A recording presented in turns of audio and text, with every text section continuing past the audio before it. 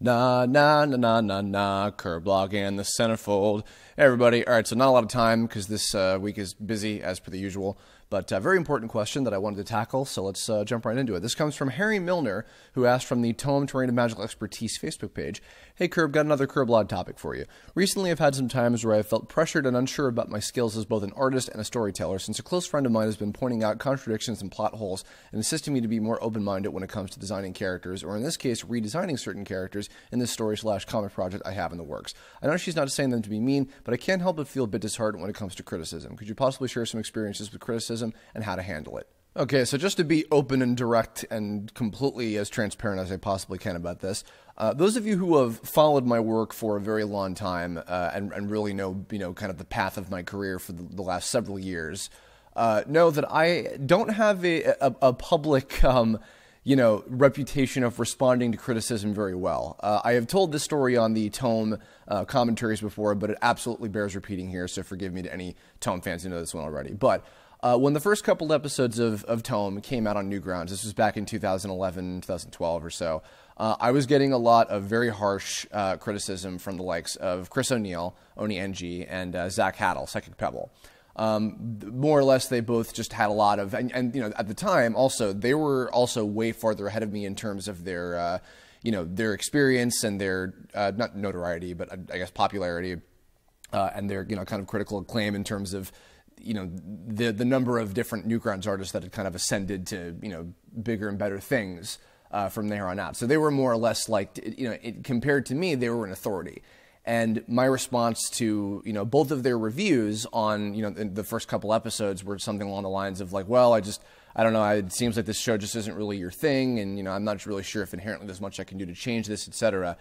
And I'll spare you all the, the full details, but more or less it was not a good move on my part. Mainly because it was on public display, and you can still find them. I'll even say, because there's no point in hiding it, you can still find my responses to those reviews if you go looking hard enough. But what happened was, shortly after that, and I was starting to work on episode 3 at the time, I was reaching a point where I was becoming very, I guess, to an extent self-conscious, but more so like I was questioning myself, and I was second-guessing, what I was doing. This is what led me to do a couple particular things from there on out. For one thing, I went directly to Chris and Zach, on who I had them on Skype at the time, to say, look, what is it that I need to trust you guys, even though I don't agree with everything that you're saying to me. I have to respect the fact that, you guys, know what you're doing, and that, stuff that you've done like this has worked for your own shows. So what is it that I can do to improve? Which is the reason why, for those of you who didn't see the original versions of episodes 1 and 2 with the original talking avatars, part of the advice that I got was from actually Zach, I think it was, on animating the talking avatars for the the scenes with the characters having the text blocks and all that stuff. So the reason why they are now animated is because that was a suggestion that Zach made, and I took a nod from the Super Flash brothers on their Detective Grimoire project in terms of kind of the style that I went to go for with that, and then also kind of as a signification of their help. This is also what led me to having a little kind of part of it was also to kind of show people that there was no hard feelings between all of us, because a lot of people seem to continue thinking like there was some kind of war between the Hellbenders guys and this Kerbifer guy or whatever. So they were kind enough to make a cameo in episode 7. And the other thing, too, was that this is what eventually led me, this is part of what led me to having Liz brought on as the script supervisor for the show, which was a huge help in how we'd collaborated on particularly episodes 4 and 7, and also, obviously, the entire series as a whole. But those 2 episodes in particular, she was a massive help on for season 1. And, so that was as a result of, okay, I responded badly to this criticism. And you know what? It's also very easy to look at that and say, oh, well, the only reason that you decided to do something about it is because you were, made an embarrassment of. And you know what? That's perfectly fine to make that assessment. And it's very well possible that that is part of the reason why. It might have led me to the feelings that I was having as I was working on episode 3 and beginning to doubt myself, because I was like, well, you know what? Maybe there is something to this, and maybe I shouldn't be so stubborn about this. So that was the beginning of that. Now, that said, despite the fact that that was, how I chose to solve that problem, I still, to this day, on all of the 700 things that I focus on, I have difficulty taking criticism a lot of times. So as you also might know from my 2016 New Year's resolution, this is meant to be the year of self-improvement for me. Well, I say 700 million different things. The main three things that I'm trying to focus on that I do that are the main parts of my career are animation, acting, and writing. I've been very, very lucky that I've had opportunities with all three of those things to have a lot of new opportunities and training and things like that. In the case of voiceover, I have I have my agent. I just joined SAG-AFTRA, which has been fantastic. In the writing department, Cryamore has been fantastic, and as well, allowing me to have a lot more experience in getting to actually write for a new medium that I've never really worked on in that capacity before with a video game. And then with animation, I am currently, which is what I'm going to get to next in terms of the actual criticism part, is I'm working on my new storyboard portfolio, which I have been absolutely neglecting for years and years on something that I should have had done even before I moved to California, to be totally honest. So I've had three particular people who have been helping me with, I'm working on basically three different sequences that I'm going to be having as part of my new board portfolio. One of which is actually, I guess I can sort of reveal it here, is a new short that I've been working on. I won't say too much about it, but it's something completely new from the ground up that I'm doing. And also, I'm going back and doing some select sequences from two other previous projects that I've worked on. One of which I'll say is actually my thesis film, Balancing Act. I'm taking the fight scene from that and redoing the storyboards to it because they look like shit because they're from 2011. But either way, the point is, the three people that I've had on board to help me with that for direct feedback have been Jake Gantz and Joel Cheatham from Studio Yatta, for those of you who don't know of them by name, and they're both awesome artists, as well as my neighbor, Crystal Can, who is currently a storyboard artist on a show that has not been announced yet, but she's also a fantastic artist. I've known her for a long time. So for the original short that I was working on, I was getting feedback from all three of them. And Crystal, I've had the most feedback from because since she's my neighbor, she can come over directly and can, help me with making direct, changes and updates and things to each of the drawings that I'm doing for these boards. Now, for instance, I'm recording this again on Friday, before the day it's going to go up. So on Thursday night of this past week, Crystal came over for the second time now, and she was helping me with revising the boards from one of the other two projects that I had already done previously and was redoing the boards up to make them look nicer. By this point, I had taken a lot of the stuff I had learned directly from Jake and Joel in terms of showing clarity and applying it as best as I could. So I went to them directly. The point about this, first of all, is I went to people directly that I trust the opinions of. Because this is different from the, the environment of just having an open forum like Newgrounds reviews or YouTube comments, which is not to denounce the fact that you can't necessarily get good criticism from people that are going out of their way to leave it for you. But what I also find is that if you're seeking it out in the first place, for one thing, you're going to be a lot more inherently open to it because you're asking for it. And also the fact that if you're going to people that presumably you trust, the opinions of in the first place, and also, feasibly that they know what they're doing, and they're good at what it is that you're asking them advice for in the first place. I feel like it can be a lot more beneficial because it can be a much more of a collaborative process. Case in point, having Crystal come over and literally make adjustments to my drawings and saying, well, if you tried it like this and you angled it this way or move this character around here to, change the composition or whatever, or, maybe change the flow of these shots or add this part here, etc. I'm getting direct, specific things as to what I can do to make it better. And that's the thing. Having the same goal of okay, we're trying to make this thing better. That is the same, internal thing that we're thinking of at the same time, to the benefit of the product, of the end product being as good as it can possibly get.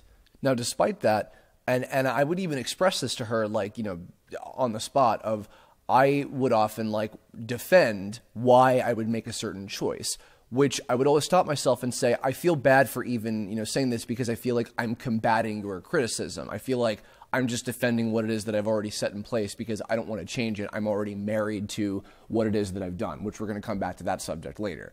But that said, in response to that, Crystal was talking about, listen, on a real storyboard team, conversations like this are going to happen. Things do get revised a million times over sometimes, and that's not to the behest of or to show any kind of negativity towards the artist's skill. It's just what happens in production all the time. So having that direct working relationship with Crystal, in which case, we can go back and forth on, what is the best way to go about this, and, what logically works, what is funniest, what is visually the most appealing, etc. It's not so much that it's in combatants. It's like, it's a collaborative process in order to make it, again, as best as it can possibly get. And as a result of that, in adding another, I don't even know, I think maybe another like 13 drawings, in total to the, I think maybe the 50 or so panels of this 2.5-minute sequence I was doing, as well as going back and redoing bits and pieces about the ones that I had already drawn myself, ended up in an infinitely better product. And so Crystal, if you're listening to this, thank you again. Not that I haven't, tried to thank you enough as is to your face, but you know what I mean. So then kind of moving on to there too, the next big thing that's been relevant to this case and this topic is writing the script for Crime War. So for those of you who haven't been following the progress of that game, we have a publisher. We're actually being published by Atlas, creators of Persona and lots of other fantastic games, which we're very lucky about. And so there's this guy on the team who he will remain nameless in case I don't want to reveal his identity to the world. But he has writing experience. He has years more writing experience than I do. And basically we're at a stage in the script right now where we're getting direct feedback on how the story went. Now, what I did was I took all the things that I learned from writing the story of Tome, for instance, applied it as best as I could to the overall arc and the dynamic and the characters and everything to the story of Crime War to make it as good as I could possibly get it. And I actually think it might even be a stronger story overall than Tome was, although, of course, that'll be up to you guys to judge. Now, on that same note, though, in these discussions with our representative from Atlas talking with us, is that he had a lot of reservations about the formatting of it, and that we needed to convert it to an Excel, for instance. We had to cut things down into digestible chunks. I was learning a lot more things about, again, this medium that I had never worked in before. Although I am a storyteller and a writer, I have never written specifically for a video game before, and therefore there's technical stuff that I have never even taken into account before. Like, for instance, how much text can fit into a box. How long of a conversation in an action RPG game can the players, how much attention can you hold from them? How long should or can a cutscene go for that's not going to be, for one thing, technically going, too difficult to build, going too long to, lose the attention of them and bore the player kind of thing. And then even more so stuff like, how the characters are written, in that, are they as individualized as they possibly can? Do they all have their own particular, speech quirks, or if not quirks, ways of, their own personal mannerisms and et cetera? And does that come across? Because, for instance, in my head, I know the identity and I know the sort of, voice, both, figuratively and literally, of each of the Crime War characters. But in a lot of cases, that was not translating to other people that would read it, particularly, the guy from Atlas. So, in talking with him, and this is the objective thing about the situation, is that it was perfect, and then it's like, hey, this is a person who has, like, legit more experience in writing for video games than I do. He is incredibly patient and blunt and honest, to where the direct feedback that I'm getting on what I've done for this part of the process is incredibly beneficial to me in terms of learning. Despite that, my first instinct a lot of times during changes that would be made to the script, whether it was a dialogue thing or just, cutting things down or cutting something out entirely, my first instinct is like, no, like, I can back up my reasons as to why that's important. And I feel, I feel that this needs to be kept in and shouldn't be changed, etc. Like, my first instinct is, no, I want to combat this because I want this. And it comes off as stubbornness or an ego trip. And, again, what I have to remind myself of is the sense of authority of, like, okay, this person is representing the company that is further funding us and helping us with, getting the game off the ground in the first place. And we both want the same thing, again, which is for the final product, which isn't even mine. In this case, it's created by Rob and Alan, the actual creators of Crime War. We want the best possible end product, for the entire thing to benefit everybody in this case, not just me, not just Rob, not just Atlas, everybody all at once to benefit, having the game be as good as it can possibly get. And I have to often remind myself of that so I don't get too ahead of myself and I don't get caught up in what I think is the absolute best for that end product. So now, as a result of what I've learned from that feedback and that criticism, is I'm going into later parts of the game, making cuts and condensing things and kind of dividing things up into different chunks and things like that of my own accord. Meanwhile, the Atlas representative, as well as Rob, when he has time between, working on the game content itself, are going through the earlier parts of the script and making their adjustments so that when we have a full finished draft of the whole thing, then I can go back and do what I was originally going to do before I was the full-on writer for the entire game, which was what I had offered back when I was doing the casting and directing. Rather, when I first got the job. I haven't gotten to direct the game yet because we haven't recorded anything.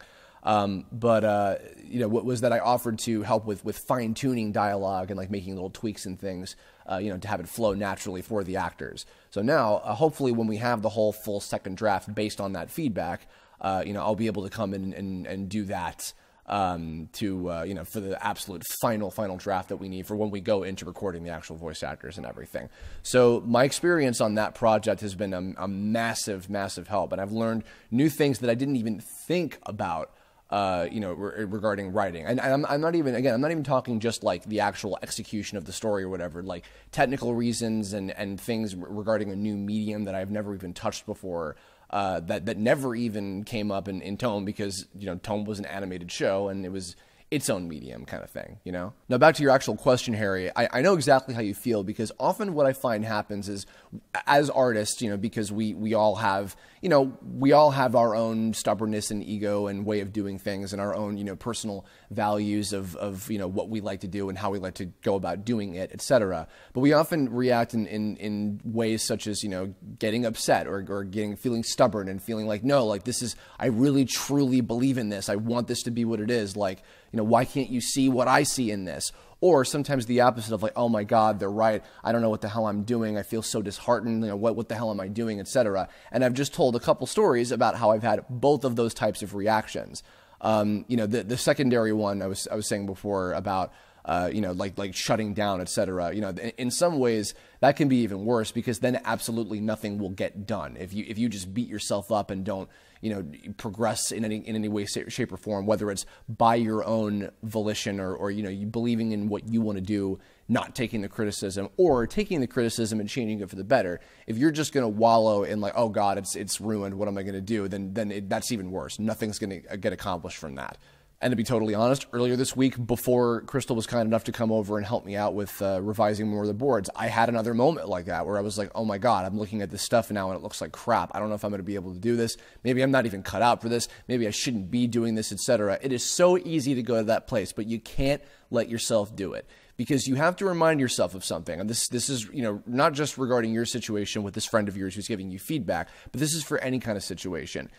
Criticism, I feel, most of the time, unless it's truly coming from someone that's just like, I'm just here to make you feel like shit about yourself, which, those people exist, and that's really unfortunate, and, fuck them. But if it's a person, again, that is your friend, or a colleague that you trust, or somebody that has a true authority that is worth listening to, I would say most of the time it is coming from that same place of, I want this to be better because I see potential in this and I think that this could be done. I think that this could be done in a way that is awesome and entertaining and fun and great and whatever it is, etc.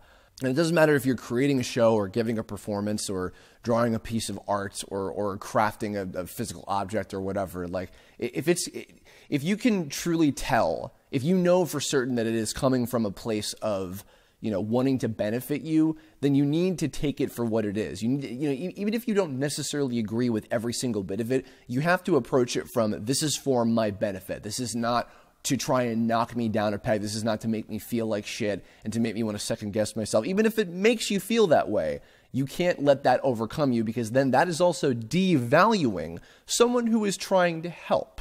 Someone who's trying to do something positive for you and the thing that you are doing, regardless of what it is. And I'll say too, while this is advice to, this is an advice Kirblog to everybody listening, and I hope that, this has possibly helped any of y'all out in some way, shape, or form. This is also advice to myself. This is something that I'm, if anything, I wanted to, I thought it was relevant to the last couple topics in a row that we've covered, but I also thought that it was important to reinstate for myself, because it's still something that I'm learning about. It's still something that I'm trying to get better at, and I still have a long way to go. I'm 27 and I'm still relatively early on into my animation and entertainment business career, etc.